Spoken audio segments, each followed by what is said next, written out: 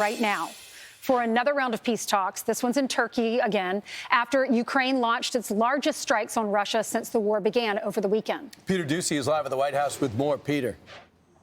Good morning. President Trump told me on Friday he thinks both Putin and Zelensky are stubborn. And then we were told yesterday that President Trump was actually given no heads up during the year and a half of planning by Ukraine for these complex drone strikes against Russian long-range bombers at various airfields, where kamikaze one-way drones were smuggled into Russia on trucks hidden in the ceilings of mobile wooden cabins. They were doing all of that. They never told the United States. That means that this week, President Trump's foreign policy focus is going to be on trade instead, specifically with China.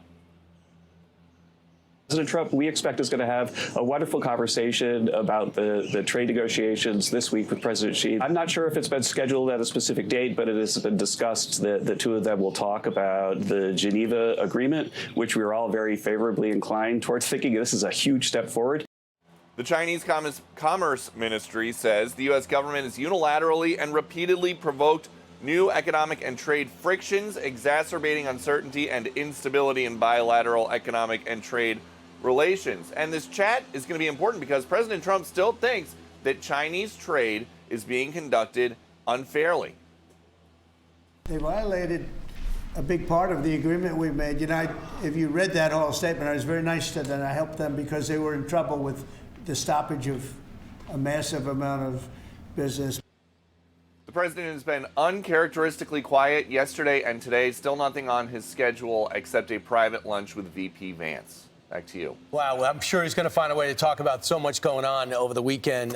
Peter, thanks so much. Hey, Peter, can I ask you a question really quickly? How common is it for countries to share what their plans might be with America if we are allies?